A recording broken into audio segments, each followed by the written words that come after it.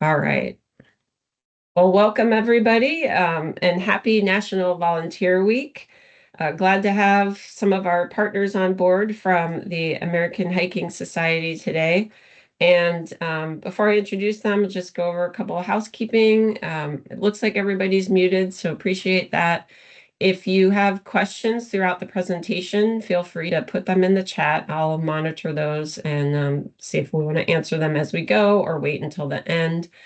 We should also have time at the end if you want to come off mute and ask questions. I am recording this, so we'll post the recording as well as the slides on the NRM Gateway after the presentation. And I think that covers housekeeping. So who we've got today, we've got Tyler Ray, Senior Director for Programs and Advocacy for American Hiking Society, Morgan Ellis, who's in charge of National Trails Day, and Ellie Place, who works with the Volunteer Vacations programs. And they're going to tell us all about each of those things. Really appreciate having you all on board today. Great timing with National Volunteer Week and then National Trails Day coming up just around the corner. So with that, I will turn it over to you. Great. Thank you so much, Heather. We're thrilled to be here for National Volunteer Week and share really about the ways in which all of you folks at the Army Corps and at your sites across the country can easily work with all of us to engage and activate volunteers in a way that's really designed to kind of make the process simple and easy and kind of incorporate into your ongoing work and not kind of an additional burden. So as Heather mentioned, my name is Tyler Ray. I'm the Director of Programs and Advocacy with American Hiking Society. Morgan and Ellie will introduce themselves kind of as they go into their topics as well. But to start, I wanted to just give a quick overview of who American Hiking Society is as an organization and kind of a background of our volunteer work with land managers across the country. So we are celebrating our 50th anniversary this year. Our organization really kind of was created 50 years ago, really as a way to give the hiking community and kind of all trail users a voice and to address really trail maintenance needs that were identified across the country. And so we have two key programs that you'll hear from Morgan and Ellie about more today around National Trails Day and volunteer vacations. But we are a small national organization of a staff of about 8, but kind of that has a nationwide impact. We have cooperative agreements with all the major federal land management partners and except Army Corps, that we hope to kind of have this be our good foray into kind of partnerships going forward. And so we are nationwide cooperative agreement partners with the Park Service, Bureau of Land Management, Fish and Wildlife Service, the Forest Service, work extensively with state parks and local trail organizations across the country, really to activate volunteers on the ground in particular. And so through our 50-year organizational history, we've activated over 57,000 volunteers, contributing over 5 million volunteer hours, with a volunteer labor value of nearly $100 million to build, maintain over 46,000 miles of trails.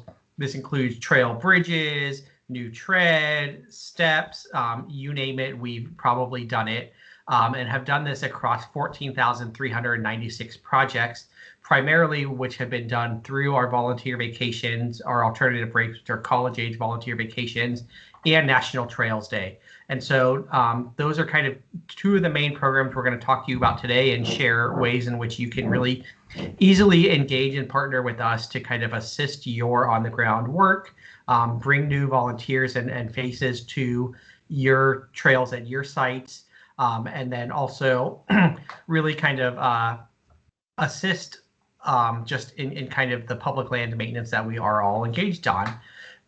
Ellie will talk a little bit more about volunteer vacations, but we do have 2 projects that we are running this year at Army Corps sites, including the John H. Kerr Dam and Reservoir and the Ugal Recreation Area. If I butchered either of those names, sorry, you're the expert on those and definitely not me. So Ellie can talk about those projects more as well. the volunteer vacation projects that we do across the country. So with that, I'll turn it over to her and have her share a little bit more about that program. Thanks so much, Tyler. My name is Ellie Place. I'm the programs manager, and I'll talk to you a little bit about our volunteer vacations and our alternative breaks and how you can get involved as a host location. We can move to the next slide. To the next one. All right, so first off, I'll just talk broadly about what are volunteer vacations. These are 4 to 7 day service projects where we help recruit volunteers to help join your location and complete your trail needs. So that can include trail building and maintaining hiking trails. And our crews range in size based on your capacity to support volunteers from 6 to 20. And it's always led by a land management agency or host staff, so that would be you, and then supported by an AHS crew leader and our awesome volunteers. And the accommodations for these projects can range depending on what you have to offer, as far as if it's backcountry camping, car camping, which is our most common, or if you're able to offer lodges, cabins, or bunkhouses, or other modern or indoor amenities. A lot of times volunteers are really happy to stay in staff housing if that's available. And these projects are an awesome way to both engage volunteers with public land stewardship and provide them to give a way to give back to the trails that they love, but also to help you complete your trail maintenance tasks and any project work that you have that we can support with. Next. All right, so this is a big overview of who does what. We'll go into more detail of this in the next couple minutes, but basically there's 3 key players here. So American Hiking Society, what we do is we help support volunteer recruitment for your project through our website, newsletter, email list, industry events, sponsors, and partners. So we will help recruit eager and excited volunteers to help complete your project. And then we provide full logistical support and communication throughout the trip planning process. So we try and make this as easy as possible, and we make sure that the volunteers arrive prepared, ready with the right gear, and ready to support your project needs. We will also provide a food stipend and meal planning oversight for volunteers. So we ensure that the volunteers are fed, and we'll provide the oversight and stipend for that. And then also, if requested, we are able to provide a volunteer crew leader, which is basically someone who will be a volunteer leader who helps support in the menu planning, the shopping, the crew communications, social leadership, and lodging logistics. Then our volunteers come mostly and provide their labor and eager, enthusiastic attitudes. They also provide their own gear that they need for the week, whether that's camping gear or just the gear they need for day hiking and being out on the trail and supporting the project work. And they'll also provide travel to and from the determined pickup point, which is usually a close major airport. And then as a host, I'll go into this in more detail, but the hosts, you basically let us know what the trail project is that you have in mind. So you'll need to design the scope of the trail project, what work you want done, and provide full supervision for the volunteers while they're on the trail completing project work. We also ask that the host provides lodging for volunteers, whether that's an indoor lodging or just a campsite. The host will need to provide tools and safety equipment, as well as first aid supplies, and a space for volunteers to cook and prepare meals, or group cooking supplies, such as like a Coleman camp stove, pots, pans, utensils, and things they can use while they're camping. We ask the host to support with transportation to the work site if hiking is not an option. For instance, if their lodging is a couple miles away from the project work site, they can either hike into that site or provide transportation if there's road access. And then, if possible, airport pickup and drop up for volunteers, but this is not required. Right, next. All right, and one thing I want to clarify is that there are no costs due to American Hiking for being a host. The only costs that would be associated with hosting a volunteer vacation would be your own staffing and supervision of your project, as well as housing if it's not provided at your location, although most hosts will either just have the volunteers camp somewhere or be on site. That is at no cost to them. And then also, if you need to purchase or provide any group cooking gear, that would be an additional cost, but we also have sets of cooking gear that we can lend out to projects on an as-needed basis. Next. All right, and so here's some examples. So we host a huge variety of trail projects. So it's kind of up to what your trail needs are, but our volunteers can help build new trails. They can do trail reroutes and just general trail maintenance. We have projects about water management, so building and removing and maintaining checks, water bars, and other drainage systems. We have lots of projects that involve brushing, logging, removing invasive species, grubbing, and other vegetation control to clear trail corridors. We've also had projects where volunteers spend the week spreading mulch or gravel or other trail substrates. Our volunteers can improve tread work, drainages, tread repair, and outslope. as well as installing or replacing boardwalks, crib walls, bridges, and other structures. We have some volunteers who are really excited about doing like rock work and working with bridges and whatnot. And we can also do some facilities improvements, such as installing signs, improving campsites and trailhead or camping facilities, and general clearing and cleanup of public spaces. Next. So yeah, as Tyler mentioned, we've got a couple projects with the U.S. Army Corps this year. And some of these projects involve trail maintenance, so adding ditches and sinuosity to trail, as well as rebuilding footbridges. And then we also have projects in removing invasive vegetation and yeah, basically making a better experience for hikers and horse riders in Wisconsin. Next. And I want to share a little bit about some of the host feedback about the impact of our volunteer vacations. We get really, really positive feedback from our hosts who share that our volunteers are just able to complete a ton of work. So I'll read a couple of these here. So Tony with Champlain Area Trails said, volunteer vacationers always bring new energy, perspective, and spirit to our projects. Not only do we get lots done, but we have so much fun doing it. We work, but also laugh, tell stories, and swap experiences. In the end, we all take great pride in a finished project.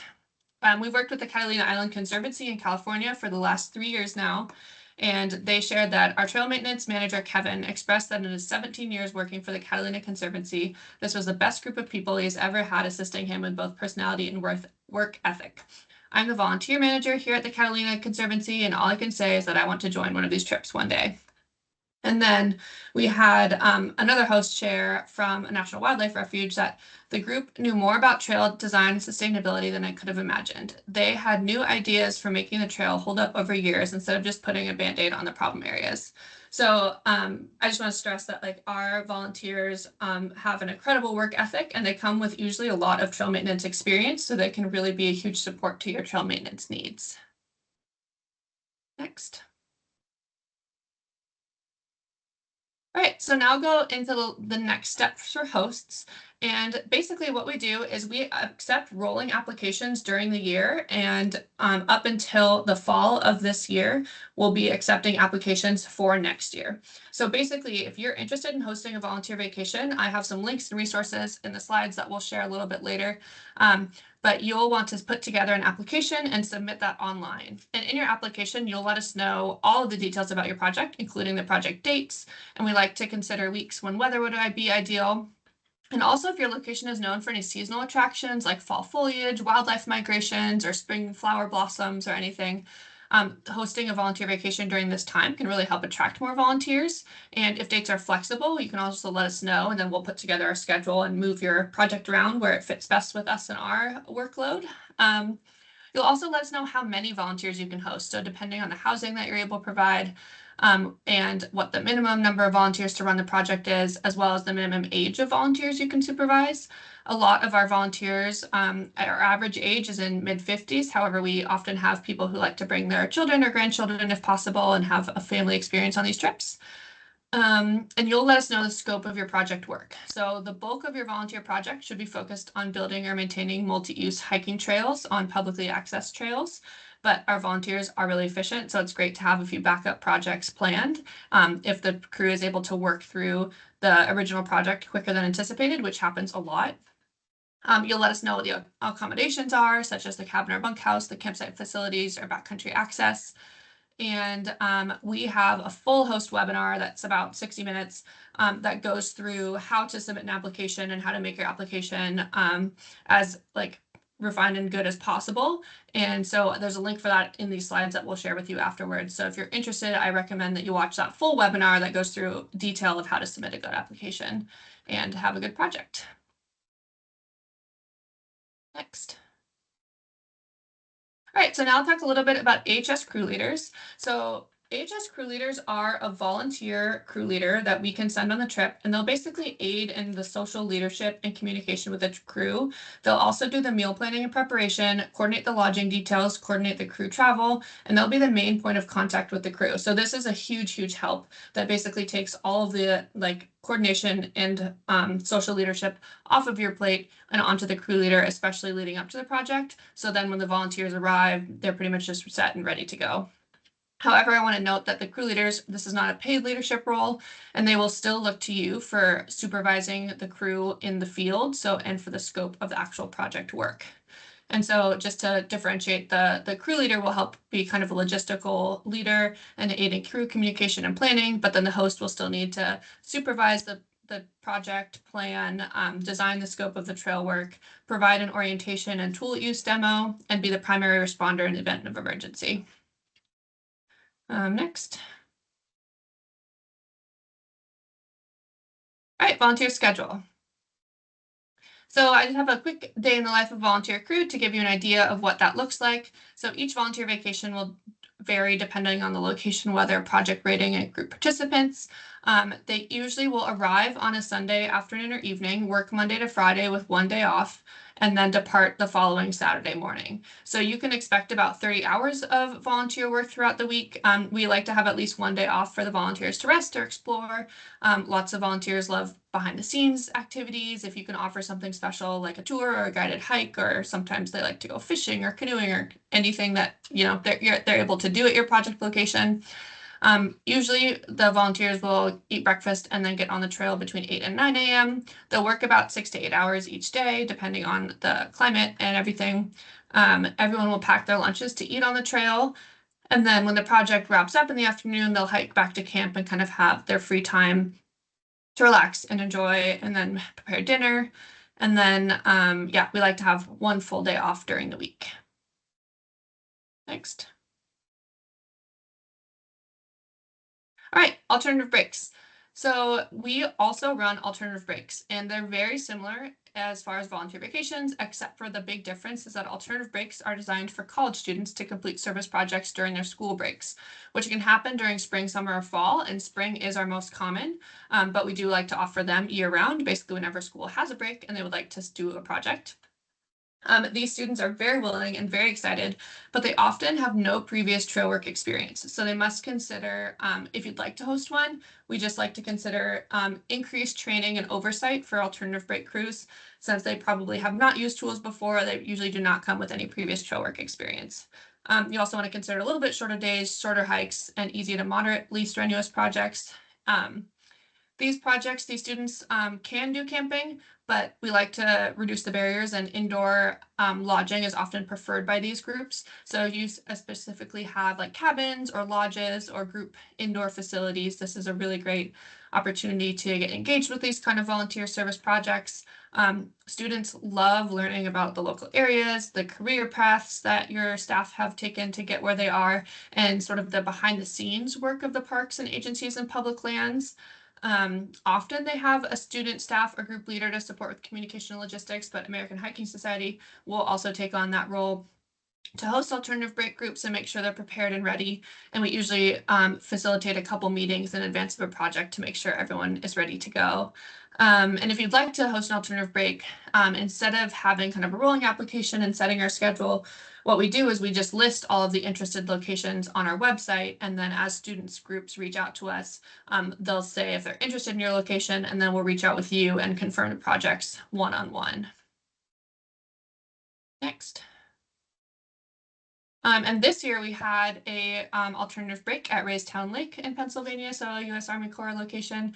And this was an awesome project where the students were really excited to use leaf blowers, as you can see in that picture. But this was a really cool project because these students, it was entirely student-led, and they used public transportation to get from New York City down to Raystown Lake. They took the train down there, and then were able to access everything they needed by walking throughout the town. So this was a really awesome project and an example of how we can link students and alternative break groups to your locations for service projects. All right, resources. So we have a lot of additional information to share, such as we have a whole webpage on host information. There's a link to a longer host informational webinar where we go through more in detail about the application process. We have a written host guide, which has a PDF of everything you need to know for hosting a location, a link to the required group year as a host, and then a link to the host application as well. So all this we'll share in slides and get this out to everyone who's interested as well. And I think that is all for me. So I'll hand this back to Morgan, but thank you so much. And we'll put my email in the chat as well. So if anyone has any questions, feel free to reach out. Awesome. Thanks so much, Ellie. And we'll reserve some space at the end for questions about both what Ellie shared and also what I'm about to share for National Trails Day. So, like I said, thanks, Ellie. My name is Morgan Ellis. I'm AHS's new National Trails Day coordinator. Thank you so much for your time today. And I'm really excited to share more about National Trails Day for 2026. So as America celebrates its 250th anniversary, American Hiking Society also wants to celebrate the volunteers and visitors who help, make our public lands great. And so we know that you all at the Army Corps have a long history of creating, those meaningful opportunities for volunteer engagement and stewardship of public lands. And HS is excited to help you amplify those events on Saturday, June 6th for National Trails Day. So what is National Trails Day? Simply put, it's a day to get people out to public land sites to kind of explore everything you all have to offer and to recruit new volunteers both for the day of National Trails Day and ideally for the long term. National Trails Day is the single largest one-day trail event in the country, and we like to say it's more than it's a movement.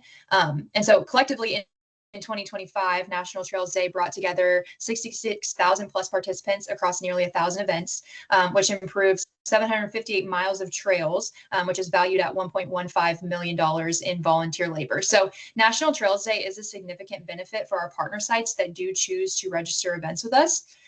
And that participation can look different, and every recreationist is kind of encouraged to participate on any trail anywhere on June 6th, but really that first weekend in June.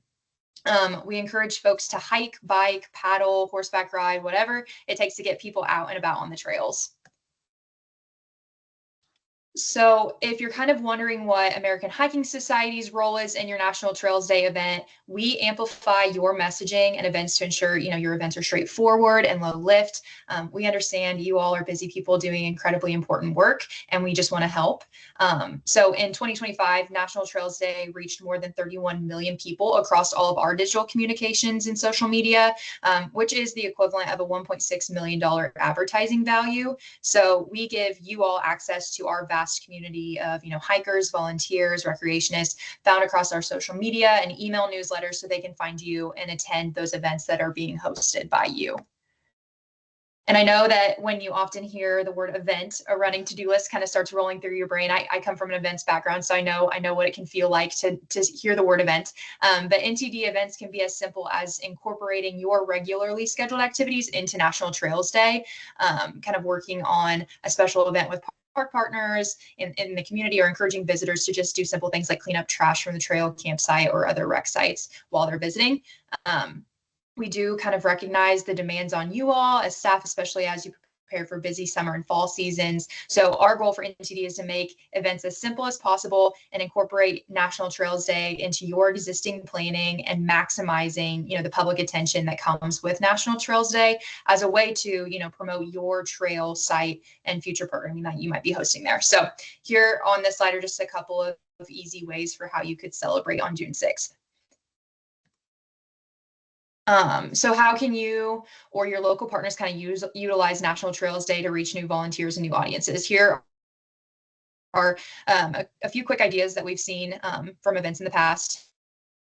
We really want you to leverage this to recruit new volunteer support, raise awareness of your sites, bring more people to public lands, celebrate the 250th, and like I said, register those existing events that are already happening that first weekend in June with National Trails Day.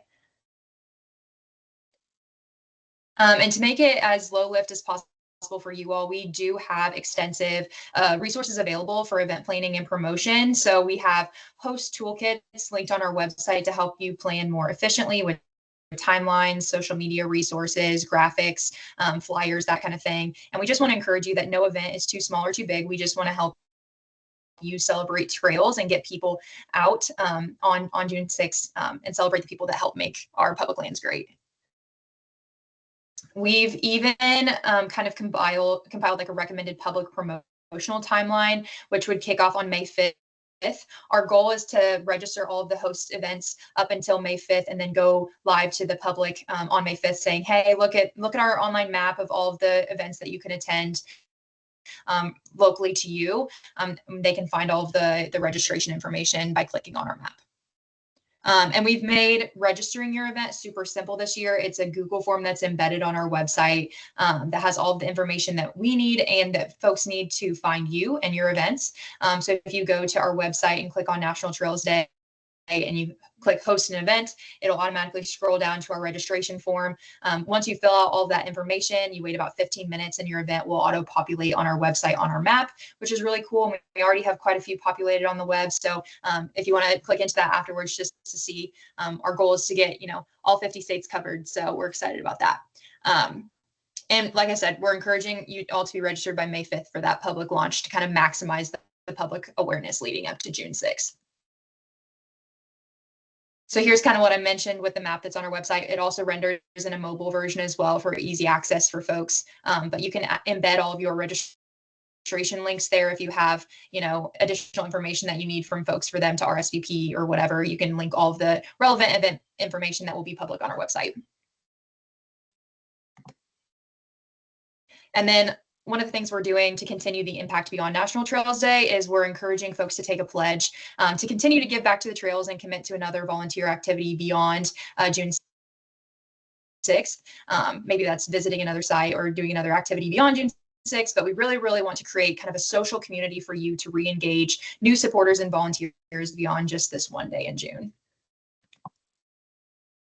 But that is all I had in regards to National Trails Day. Thank you so much for your time. And we're going to give some space here at the end for both NTD related questions and volunteer vacations and alternative breaks. Well, thank you, Tyler, Ellie, and Morgan. I did see one question in the chat. Nicole from New England asked, do you have minimum requirements for housing? Can it be a primitive camping site? Yeah, that's a great question. We absolutely can do primitive camping sites. We just need somewhere for the volunteers to put their tents, go to the bathroom, and then water access. But sometimes the water access is even just having the host bring in jugs of water that they can use for food, drinking, and cleaning up dishes throughout the week.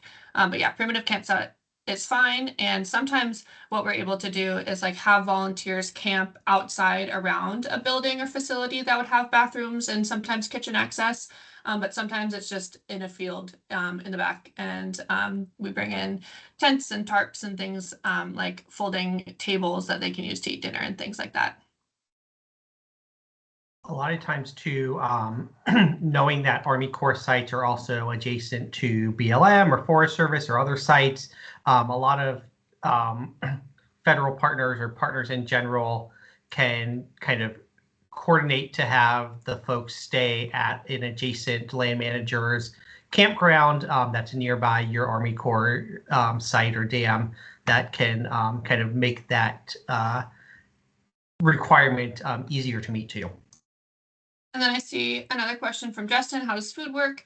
So what we do, that's pretty much the main role of the crew leader is sometimes our hosts are able to provide food, mostly if we're working with trail organization partners.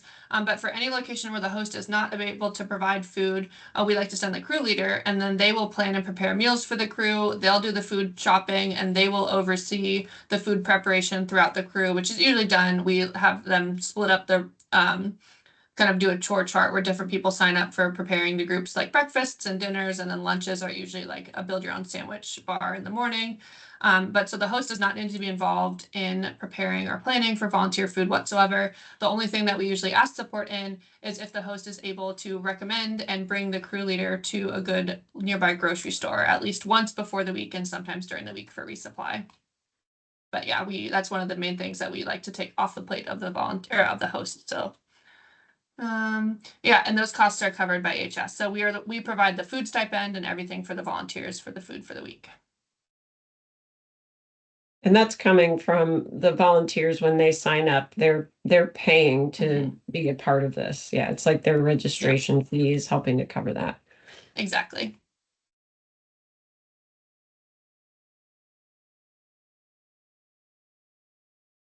We got a shout out from Raystown. Awesome. Yeah, thank you so much for the awesome project.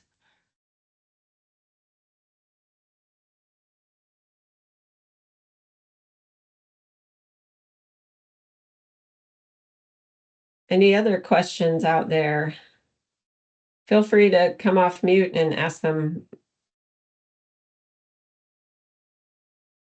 Ellie, can you share a little bit more about kind of our timeline when we select and confirm projects for 2027 and 2028?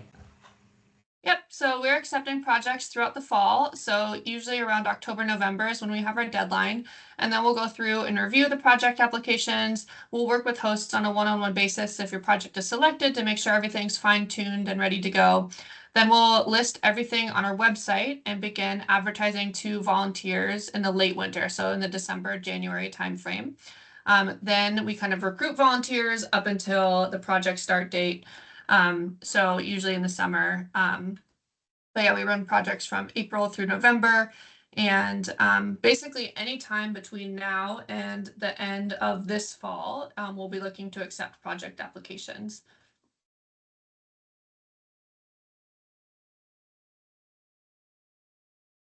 And I'm available this whole time as well. If anyone has any questions or resources or needs additional information, or even wants to talk through their project plan, accommodations, or what they have, we can always talk about that. And then I'll work with you to get a really strong application in. So yeah, we like want to partner with as many new partners as possible. We love having new locations and supporting your trail maintenance needs. So this is really, we want to make this as easy as possible for you throughout the entire process. So one of the things that sometimes comes up with these sort of events is the liability. I mean, I would typically have everyone have all the volunteers fill out our OF 301A, which is the volunteer agreement. That's what all the federal agencies use for volunteers. Unless you have specific liability insurance coverage for all your volunteers that you can provide to us. But even so, I still usually recommend that we sign our volunteers up regardless, so that there's kind of like secondary backup insurance. How do you typically do this with the other agencies? Yeah, that's pretty much similar to how we do work with other agencies. Like they will often have volunteers sign their own volunteer service agreements. Basically whatever is required and provided for the hosts to supervise volunteers in the field at each Okay. location. Yeah. Perfect. Okay. Yep. So And we're yeah, able to. Oh, go ahead. then I would say we will do the same. We will have all the Mhm. volunteers sign the OF 301A forms, and then if there's any children under the age of 18, their parents will have to sign that form for them. Yep, absolutely. We can help facilitate all that happening before the trip. I see another question. How does engineering for projects work? Bridges, trail retaining systems, are there funds available for materials? So HS, we are not able to provide any additional funding for any projects or materials. However, this is something that, so it kind of depends on the host location, but we have other locations that use volunteer hours to help offset or apply for grants or apply for additional funding to help pay for these things, or just apply for grants for materials for their projects. And we basically help just basically send you the volunteers and the service hours to complete the projects, but we aren't able to support with additional materials at this time. So one of the things you mentioned was the ability to potentially work with other agencies for the lodging aspect, but do you also sometimes have projects where the trails cross, like if the Forest Service butts right up against the Corps or BLM or state parks, and the Corps and then that adjacent landowner submit a joint application to do a volunteer vacation or the student the spring break vacations, where they could work across both lands? Has that ever happened, or is that an option? Yeah, it's absolutely an option. It doesn't come up very often, but I think with the Army Corps that might be a little more common. So it's absolutely an option, and all we would do is we would just help coordinate between the agencies and make sure that there's the staffing that they need, and then all the volunteer service agreements, and that everyone is basically signed up and ready to go to work across agencies. Great, thanks. Yeah.